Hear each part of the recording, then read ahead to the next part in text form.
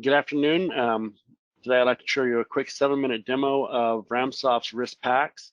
To start with, I'd like to remind you that RamSoft is a single database platform, meaning that the risks and packs are together. There is no disparate wall, and that what you put in the front end is what comes out of the back end. So we make a workflow that caters to you. We don't shoehorn you into a set workflow. So when you first log in, you're going to come up to the single sign-on window. This is going to be the icons that are going to be driven by your roles. Most will have access to the Power Reader, your positions, possibly rapid results if that's your wish. Once you're in, you just click on the Power Reader icon. It's going to launch. So we start off with our workflow. With a scheduling, we start off at the front end right here. We have our work list, which everybody has work list, but remember that even though we have a default work list, every user has the ability to reconfigure and to use the work list to show the information that they need in their workflow to make it as efficient, as effective as possible. The bottom part is what we call our scheduler. This is a graphical representation of your schedule and for each day, including all the resources you'll use. So to enter an order, we'll go ahead and start off real quick. Let's say it's going to be a CT.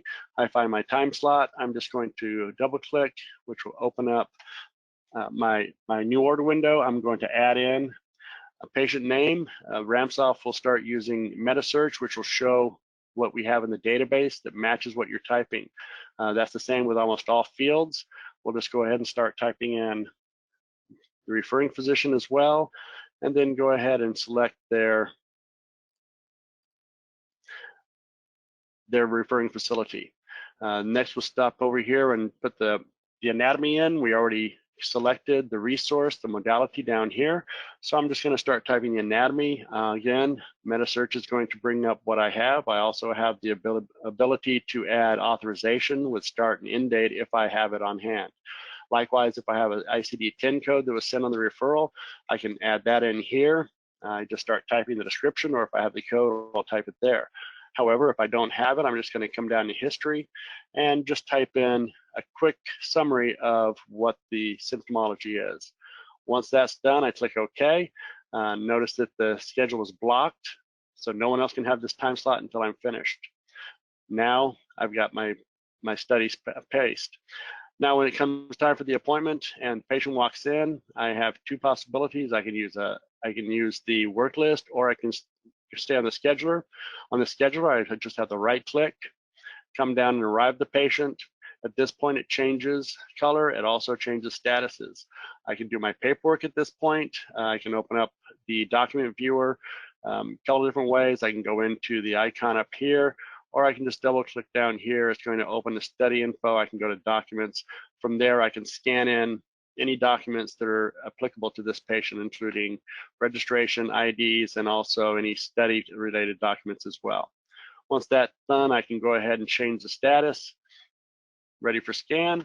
I'm going to OK it. At this point, we're going to send the information over to the modality work list, and I'm going to change to the Technologists work list.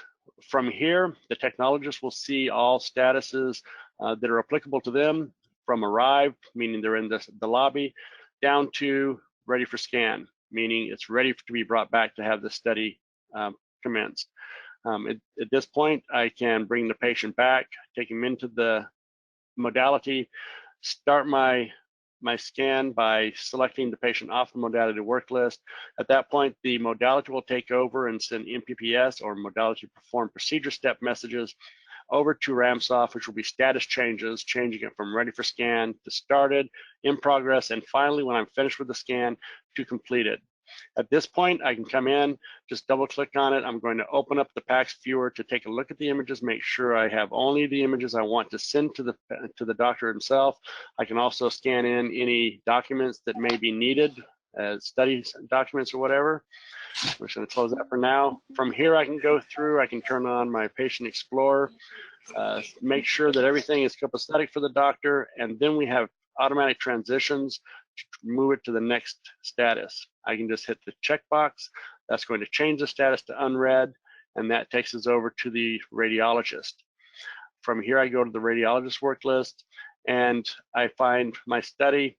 and go ahead and just start for reading. As a radiologist, if someone else has started it, I get a warning message so I can take over the dictation if needed or not. I'm going to take over this one. And once this comes up, my document viewer is going to open up. My grouping is available if I want to group with another study. The template will open up in edit status so I can just start dictating.